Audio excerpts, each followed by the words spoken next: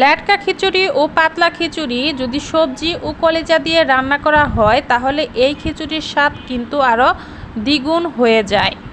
কলিজা ও সবজি দিয়ে এই পাতলা খিচুড়িটা খেতে কিন্তু দারুণ লাগে। আসসালামু আলাইকুম। আজকে আমি সবজি ও গরুর কলিজা দিয়ে মজাদার একটি খিচুড়ি রান্না করেছিলাম। এটা ল্যাটকা খিচুড়িও বলা যায় বা পাতলা খিচুড়িও বলা যায়।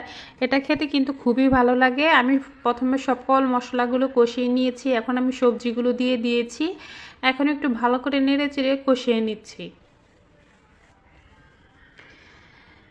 অল্প কিছুক্ষণ সময় আমি এটা ঢাকা দিয়ে এটা কষিয়ে নিব। এই তো দেখেন আমার সবজি কিন্তু মোটামুটি কষে গেছে। সবজি বেশি সময় লাগে না সেদ্ধ হতে। এখন আমি রান্না করা কলিজা দিয়ে দেবো। কলিজাটা আমি আগেই রান্না করে রেখেছিলাম যেন তাড়াতাড়ি হয়ে যায়। এখন আমি কলিজাটা এখানে অ্যাড করে দেব। এই তো দিয়ে দিলাম। এখন আমি একটা ভালো করে মিশিয়ে নিচ্ছি।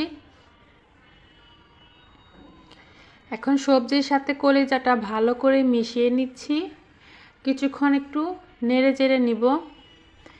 এরপর আমি চাল ডাল এটার সাথে মিক্সড করে নেব। এই তো আমি চাল ডাল কিন্তু দিয়ে দিলাম। এখানে চাল ডালের থেকে কিন্তু সবজি আর কলিজার পরিমাণই বেশি। চাল ডাল অল্পই আছে। মুগের ডাল, মশারির ডাল দিয়ে আমি ভালো করে এটা আগে ধুয়ে রেখেছিলাম। এই তো এখন একটু ভাজা ভাজা করে নিচ্ছি। যেহেতু একটু নরম খিচুড়ি হবে, ভাজা ভাজা তেমন না করলেও হবে। তারপর আমি একটু ভেজে নিচ্ছি, এতে খিচুড়িটা খেতে ভালো লাগে। এই তো আমার ভাজা কিন্তু হয়ে গেছে। এখন আমি বেশি করে পানি দিয়ে দেব। বেশ খানিকটা পানি দিয়ে দিব। এটা তো নরম খিচুড়ি হবে, প্রচুর পরিমাণ পানি দিতে হবে। এই তো দেখেন বলক চলে এসেছে। এখন আমি নাড়িয়ে চাড়িয়ে নিচ্ছি।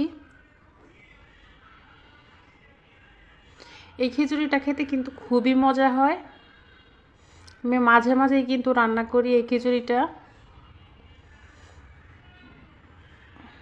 এই খিচুড়িটাতে কিন্তু আমি এখানে সোমবার দিয়ে দিয়েছিলাম জিরের ফোড়ন, তারপর রসুন দিয়ে।